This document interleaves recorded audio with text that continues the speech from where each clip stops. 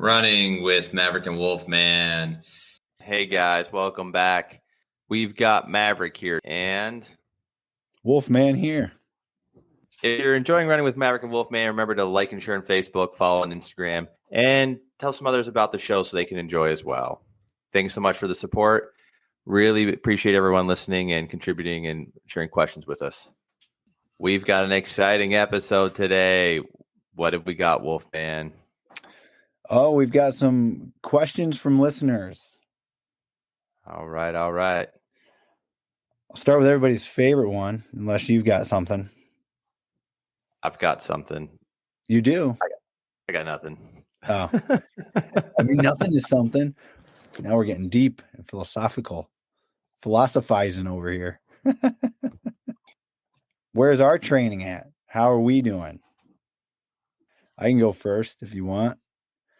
Still coming off from the dopey event, but been getting back out there and running more consistently. A few miles here and there. Been nice and cold, which a few times I've thought, boy, this is different than running in Florida, but still getting out there and getting it done. How about you?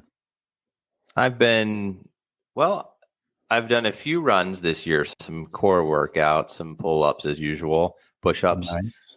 Just enjoying the start of the year, the nice, frigid, cold start of the year. Snowy start of the year. I have not started yoga or CrossFit, for those wondering. I was wondering about that. I was like, oh, Wolfman probably is in CrossFit class 3 times a week. He's probably doing yoga 4 times a week. Yeah. So I moved everything in my garage and I thought, oh, I'll start some P90X and things and strength training after the dopey event when that's done. And then it got like 8 degrees and I was like, well, my garage isn't heated, so that's not happening. That's it. You need to get that heated up. Oh, I know. And I guess part of it is I have gear, obviously, because I run outside in it. But at the same time, I was like, I don't know if I could weight train like that. Never done it. So it's all about starting slow, right? So if you're just getting back into anything, you have to start slow, work into it. You know that. Agreed. You know that, listener. And at this time of year, if you live in a cold climate, as we do, if it's snowy and cold and you need to put a lot of gear on it, it makes it a little rougher to get out there to do your workout. So do what you can. Try to maybe get an inside workout if possible. Do some more core work, a little bit more weights, that kind of thing. There's nothing wrong with varying your workouts too. Like you don't have to do runs if that's your thing. You could always do something a little bit different. I get a lot of people ask me that. They're like, well, what if I do, the elliptical? I'm like, there's nothing wrong with the elliptical. It's just a little bit different. Yeah. You're still getting out there and doing something. And we had an unofficial poll on our Instagram, and there were 3 options in this poor weather. Do you get out there anyway? Do you hit the treadmill or work out inside? Or do you take the day off? Most people go outside anyway, and then nobody responded that they take a day off. So good for you, listeners. Getting out there. I would say I took a day off. Just want to make sure that box is checked for somebody. All right. I took the day off. Someone took the day off. They just were too timid to answer, and I'll be that person. Okay. Hey, it's okay. I've done it. I did it a week ago, but usually I get out there. I would say, I try to do some kind of workout every day. It's not always a run, and it is what it is.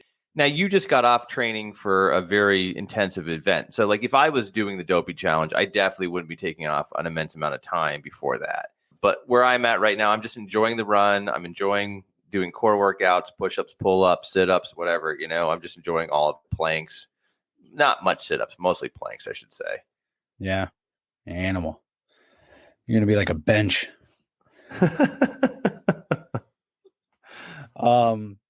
So that kind of segues good into the next question.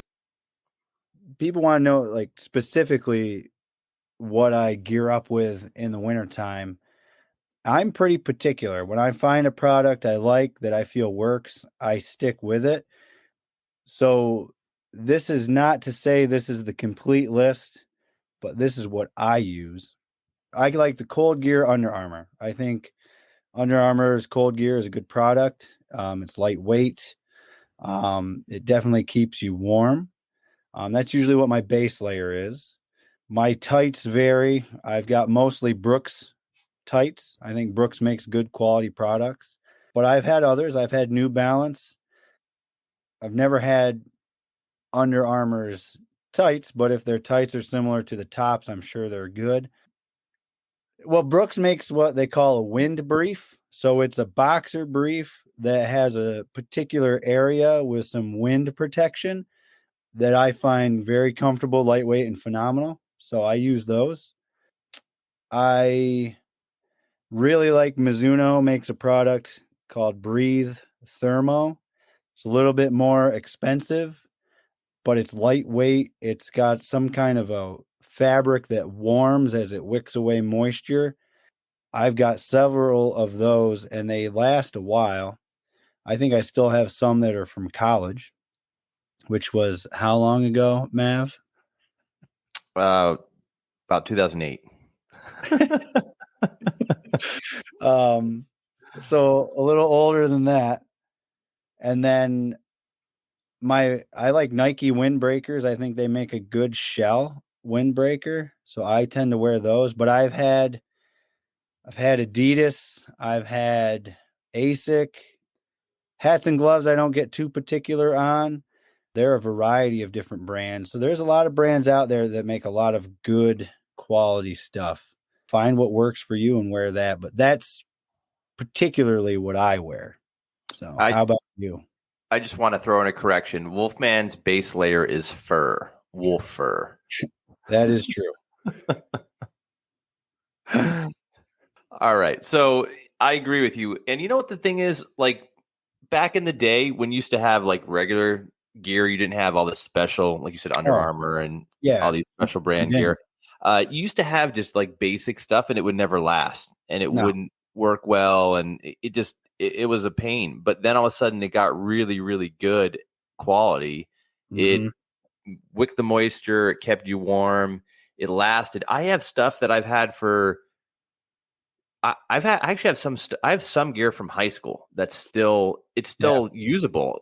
It just lasted and it's incredible. And I'm like, I'm just waiting for it to break this running gear. I'm like, this is incredible. Like we ran through the woods. We went through, streams, creeks, whatever.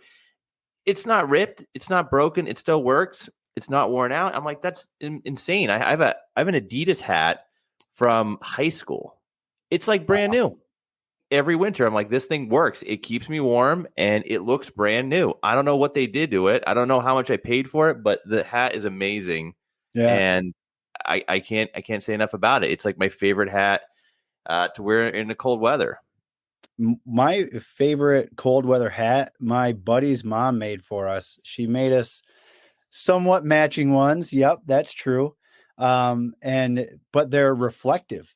And it is probably the hat I wear the most in the wintertime when we're running. It's so warm. And, a lot of these runs are at night. And so it's super reflective. And we match. So that's always cool. I would say I've used a lot of different companies' gear. I've only ever used Under Armour tights. And they just work well. I've had different, they're different variations, but basically they all worked well. Nothing was bad. There was, little changes, little differences, but every single one was good. They last really long. I've never tried another brand because they were just so good. I never went with another. And I've tried everything for outer layers. I've liked a bunch of different brands. I had a pullover from LL Bean. That thing was awesome. Nice pockets, kept me warm. Was great with the snow and the rain. Yeah, no, I've tried a little bit of everything, and there's lots of good stuff out there now. Like I said, that's the hard thing is it's more about what you like and why you like it.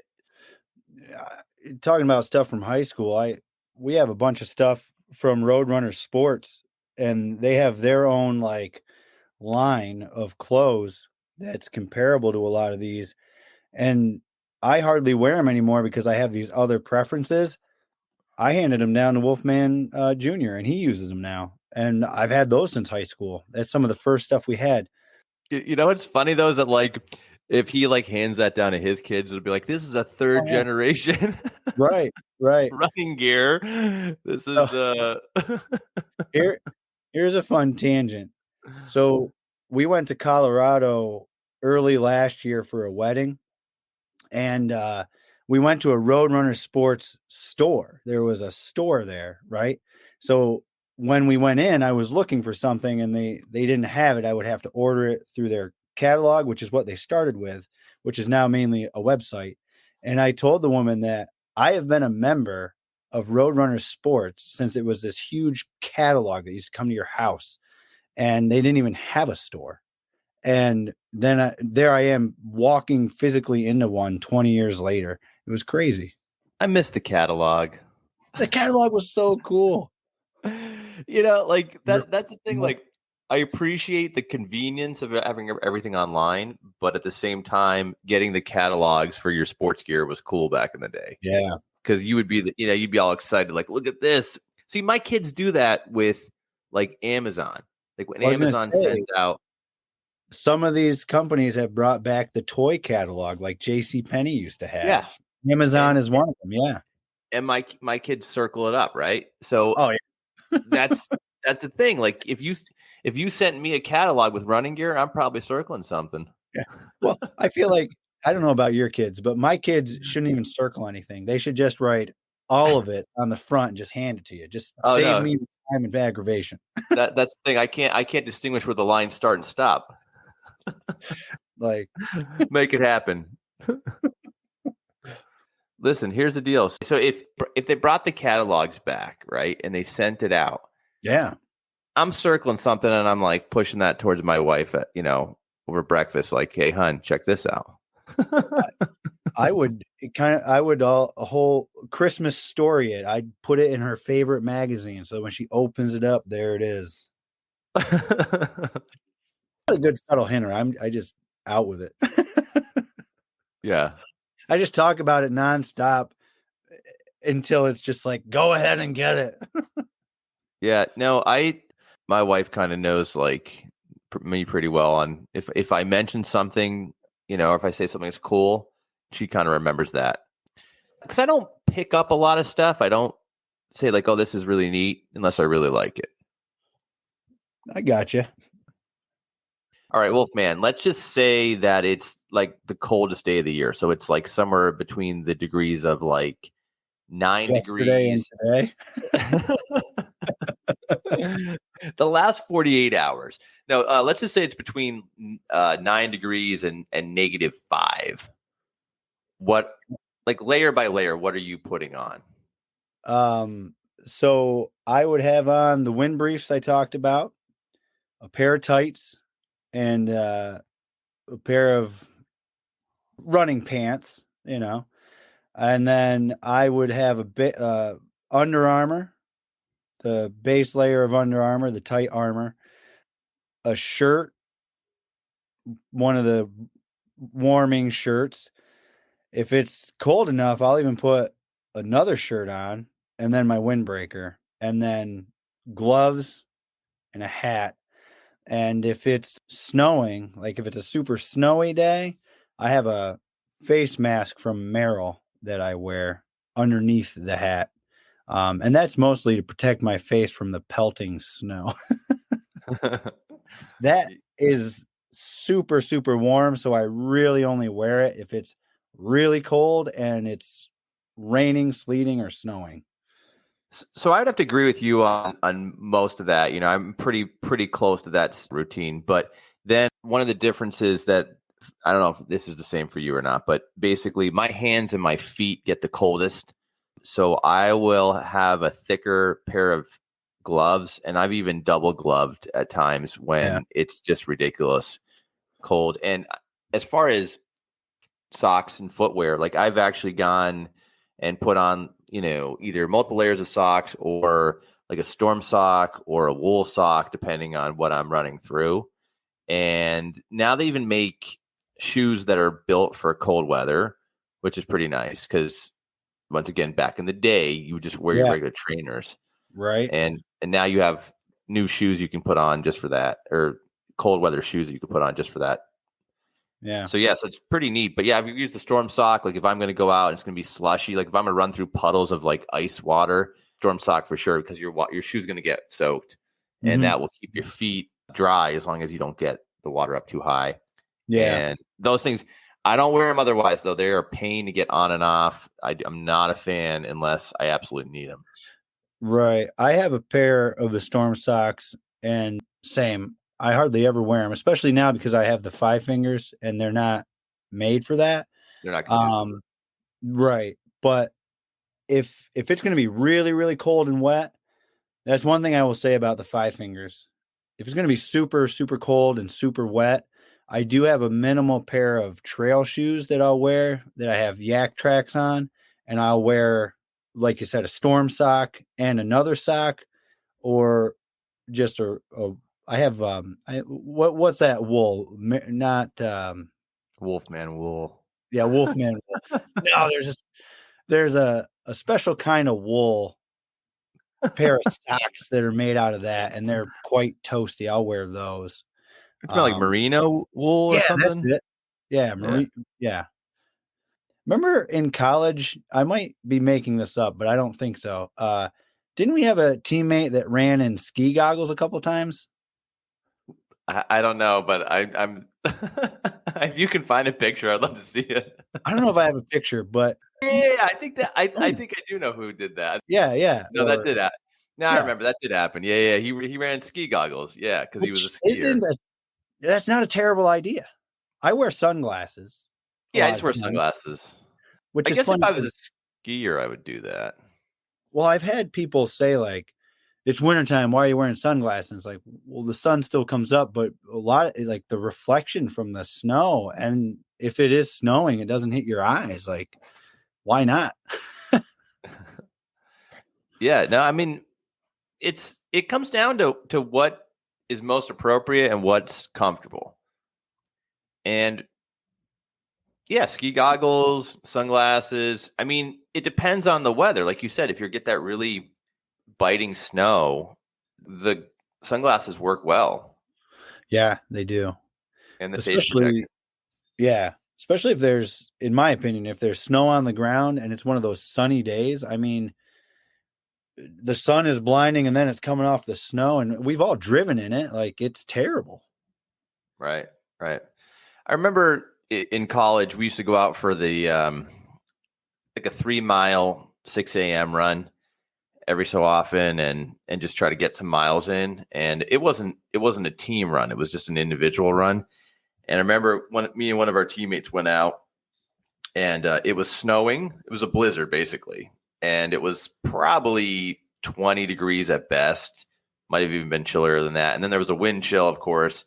And I mean, it was really coming down, and there was already inches on the ground, and we were running, and I'm decked out, man. I've got multiple layers. I've got a face mask. I've got a hat on. I've got thick gloves.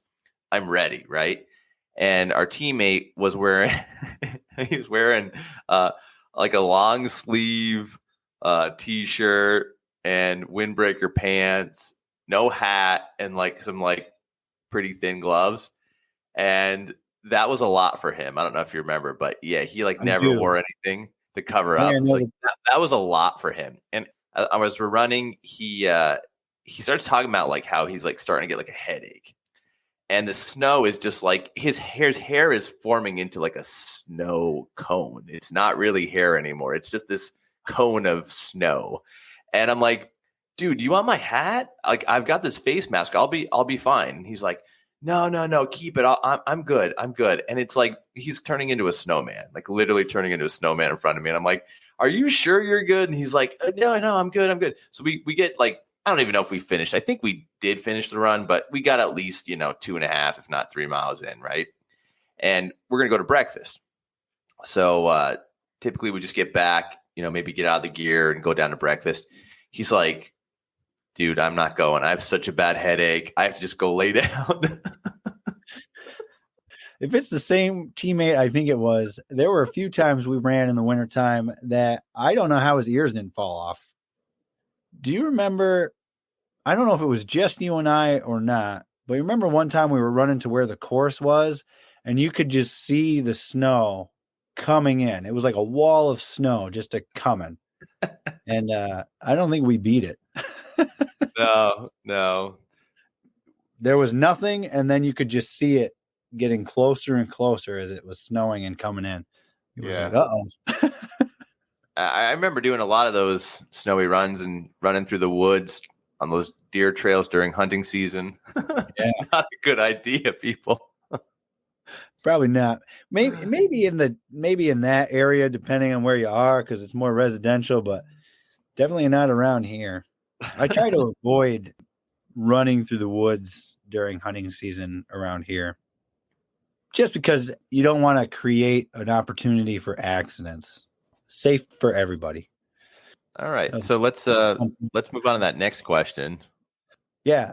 So we could get real technical with it, but I don't know that we have to. But somebody wants to know why I run in 5 fingers, the minimal shoe, right? You know, we joke around about it and I did pick them for a particular reason. I do want to clarify that you just ran the Dopey and you did a 3:14 marathon on the 4th day in 5 fingers. Yes, sir. Yep, 3:14:15 with 4 kids. What, 5 Disney park days, 2 days with definitely no sleep, 4 days with hardly any sleep. Yeah. And I mean, 3:14 is not a laughable time. I mean, people strive to get close to that, and like I said, that's pretty crazy. Thank you. So the way I got to the 5 fingers, it's not a long journey, but probably about 10 years ago, I transitioned to a minimal shoe. Okay. At the time, I was between marathons. I had just read the book Born to Run. I forget who wrote it. It's an excellent book if you enjoy running and especially if you enjoy biomechanics. Yeah, I've read it. It's excellent. It's an excellent book. Even if you don't enjoy running, if you just like storytelling, excellent book. Right. I just read that. So, of course, at the time, there were all kinds of PT courses on the biomechanics of running. So I took a whole bunch of those. I read a ton of the articles. And I was having nagging pains off and on that I hadn't had, that I just attributed to your marathoning now, right? Like IT band syndromes, plantar fasciitis, nagging knee pain, hip pain, just all these things I had never really encountered through college or high school, right? So I attributed it to marathoning. And as I was reading more and looking at more things, I realized that my brother and I, through high school and part of college, ran in a shoe called the Brooks Cheetah, I believe. I don't even think they make it anymore. And it was a road racing flat. So it was basically a minimal shoe.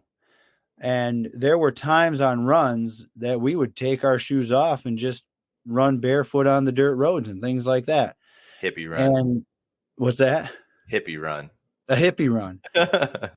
And so I just got thinking, like, I'm going to transition into a minimal shoe and see what happens.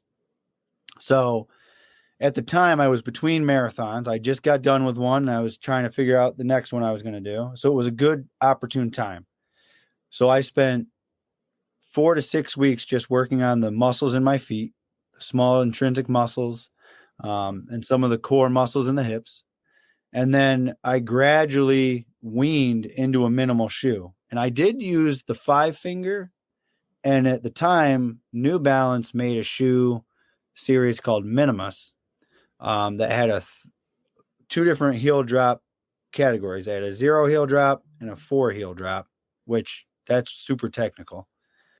I gradually transitioned into them. And then at the time, I could not wear shoes without socks. I just couldn't get myself to do it. So I was wearing this sock inside my 5-finger, and I noticed that if I did anything of high intensity or for longer than about 15 miles, I got wicked blisters on my toes.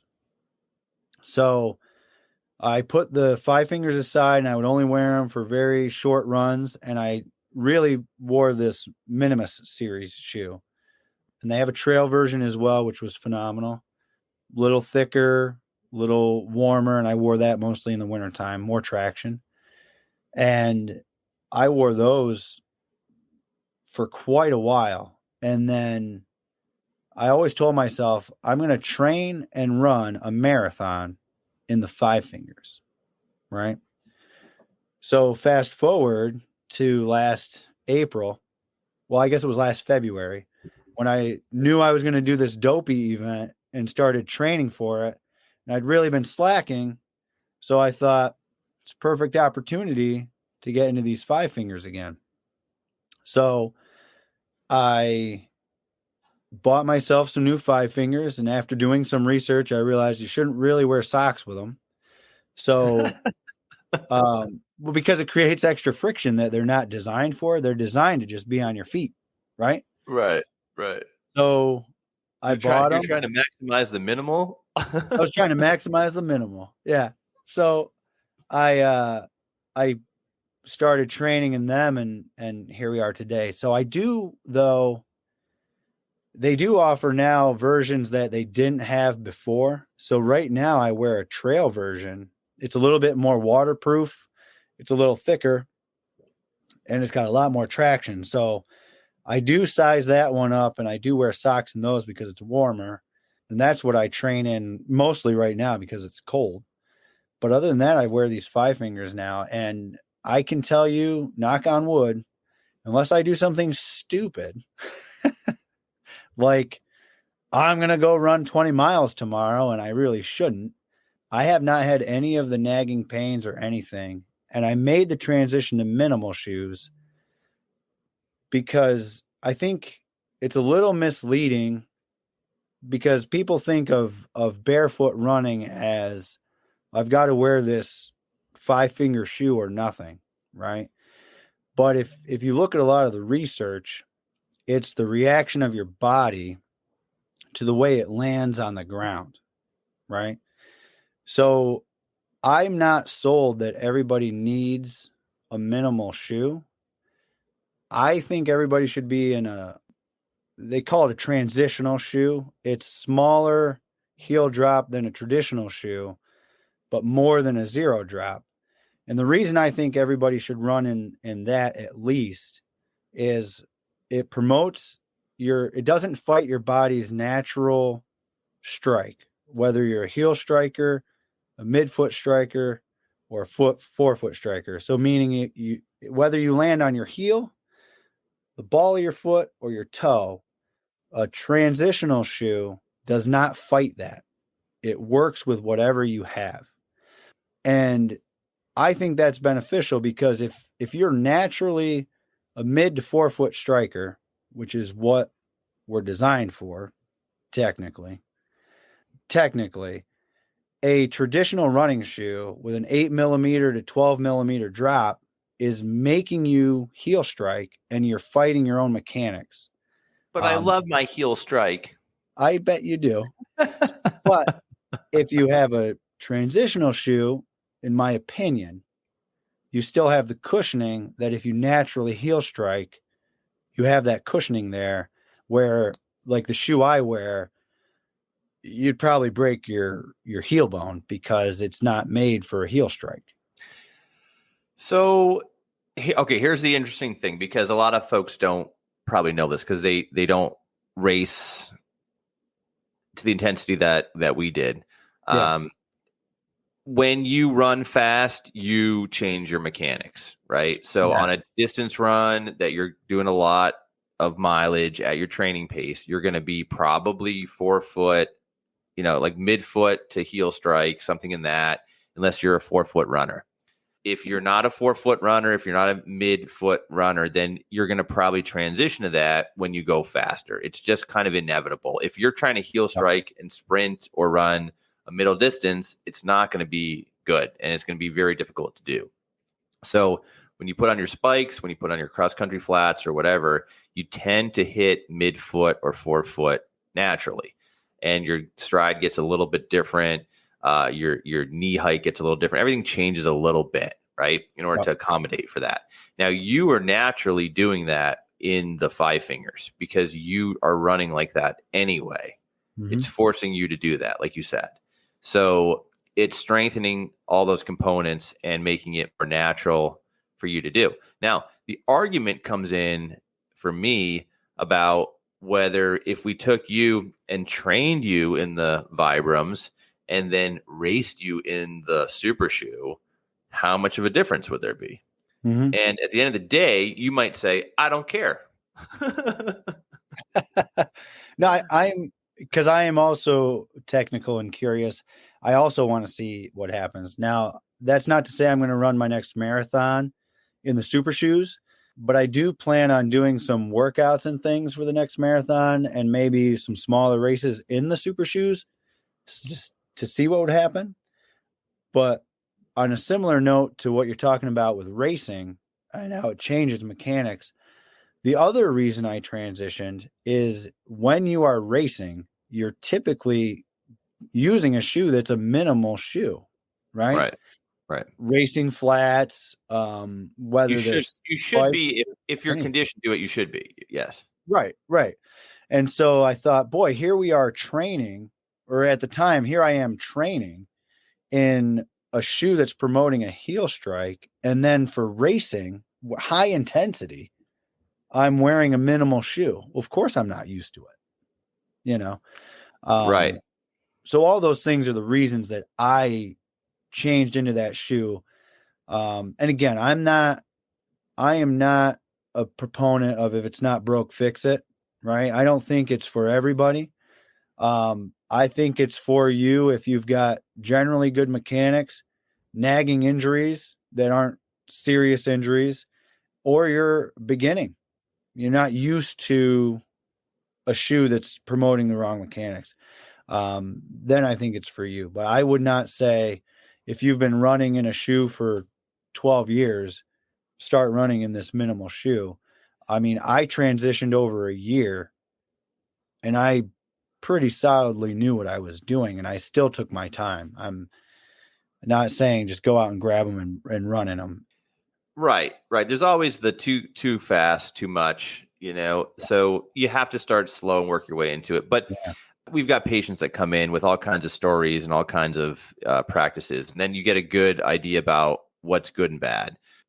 Me personally, I don't wear shoes a lot. So a lot of my day, I don't have a shoe on. I still, run around with my kids. I still walk around. I still do things so I'm getting strengthening of my feet without footwear on and landing without, heel striking and whatnot. So I'm getting that practice throughout the day. So for me, transitioning to a Vibram would be probably easy for low mileage, but I wouldn't go out and do a 10 miler. I wouldn't go out and do a half marathon. I would work up to that. I would see how I do with a little run at a reasonable pace, nothing crazy. And then I would just build up with it, trying out different workouts, trying out different distances, different speeds. And that would be the smart way to do it. And then I would probably do something stupid, like try to run really fast in it. No, I mean, you're absolutely right, though. I mean, I hardly ever wear shoes. If I'm not at work or in the garage, I don't have shoes on. And the shoes I do have, they're not fancy or special. They have zero arch support. And like you said, you want to transition easy. Start with easy runs. And, I would plan runs that looped by my house. And I would do X amount of miles in regular shoes, change them, and finish. And gradually increase the time in the minimal shoe and decrease the time in the regular shoe until it was 100%. And I don't think there's anything wrong with wearing different shoes. So No. I've got a couple different trainers I'll wear. One particular trainer I like a lot, another trainer I don't like that much, but I still vary it. Mhm. And then I've got a pair of cross-country flats that I'll throw on when I want to wear something a little lighter to get a workout in. I have not tried the Vibrams. You've actually sparked my interest in them. I never thought I'd say this. I was thought, no way. But now I'm actually interested in trying them out. Yeah. I am interested in trying out the Super Shoe as well. But the Super Shoe would only be for vanity purposes. That's funny. That's just to satisfy the ego. I really don't like. I don't have a huge desire to get super shoes and train in it or anything like that. But like, if I was running a road race and I really wanted to do a good time, like maybe I'd throw some super shoes on. But no, I just don't. I don't care as much about that because I'm not as interested in those those times anymore like we used to be. Yeah, I think it's funny you say about the Five Fingers, right? So even the tights, we were talking about tights, right? I think the reason I don't have Under Armour tights is because I started getting Under Armour for Christmas from my parents when I was in high school and in college. And at the time, That's great, parents. My parents do the same thing. Yeah, it is. It really is. Like if you're a parent listening, get your kids some good gear for winter. They're going to appreciate it 20 years down the road. if you have a runner in your life and you want to like make them super happy every Christmas, just buy them gear that they won't buy themselves. Like they're going to love it. I have to say, like when we were in college and then the bad weather would come in or even the hot weather, whatever, when you had good gear, people were like looking at you like, man, I wish I had that gear. My mom used to joke that my brother and I were the best dressed runners in Bradford County. But best looking, best dressed mom. Yeah, that's what I should have told her. But I was like, I would never wear tights. They're so stupid. They look stupid. I would never wear tights. And here I am, I wear tights all the time. And then same thing with hats. Well, here's the thing, right? All right. So if you can't get over the fact that you're wearing tights, just put another layer over it. Get a thin running pant, put it over the top. No one knows you have tights on. You're gonna be super warm. You got 2 layers on now, so it's gonna make you that much warmer. Yeah. And no one's gonna know. One time I met with a group that was running and a bunch of us went out to breakfast afterwards. And I didn't realize we were sitting down for breakfast. I thought we were just grabbing a quick bite, going back home, and all I had on was tights. And somebody said something to me about it. And I was like, yeah, but my legs look great. I'm making these tights look good. Right. That's what they said to you, though. You didn't realize it. That's what they said. They're like, those tights look really good. Yeah. Right. But so, yeah, I was against tights, warm weather running hats. I was like, I would never wear a running hat. How silly, how ridiculous. I wear them all the time. The 5 Finger shoes, like I was one of those like, oh, no way. That's not how footwear works. This is the footwear you have to wear. And here we are. Like things change. Right. So I'm like, I'm never running dopey, but yeah. I'm still never running dopey. I tell you what, I'm glad I did it, but man, that was tough. You injured your vocal cords. I did. So this is stupid, and this is just how I work. So right now I'm going through the results, right? Because there's no official dopey results. It's just a PDF file of everybody alphabetically and their times. Well, I want to know how I did. I have to know how I did. So I am going through page by page and looking at all of these times and figuring out where I've ranked. So that's what I'm in the process of. So if you ran dopey and you're wondering what number you were in an event, just contact Wolfman. He'll let you know. Yeah, I will be able to let you know. So then I'm going through it line by line, old-fashioned way, because they can see me making quotes. And I was running with I was running with my buddy tonight, and he's like, why don't you just send me the PDF? I can probably get it in an Excel file and monkey with it and tell you exactly where everything was. I was going to say that there's got to be some way to figure that out without counting. So I sent it to him and I said, I'm still going to do it my way. And I want you to do it your way. And I just want to see how close I get. So it might be a few days, but yes, if you want to know your dopey results, your official dopey results, give me a few days and then I'll be able to tell you your total time and where you ranked overall. Which it blows my mind that you spend that much money and they don't have official results for you. I can't be the only one that has to know. It wouldn't be magical if they didn't do that. I guess not.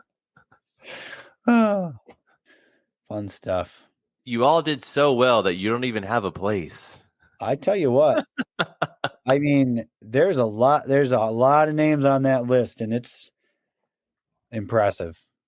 Well, once again, Wolfman, way to go with those Vibrams. Pretty impressive stuff. Guys, thanks so much for listening. We really appreciate all the questions that you guys sent in. If there's any more questions, just let us know. And we just want you guys to have a great time. Keep doing your workouts. Get out there in that cold weather. Get inside. Do a workout in there. Yeah. And we will see you for the next run. Yeah, just get after it. That's the biggest thing. Maverick and Wolfman running out.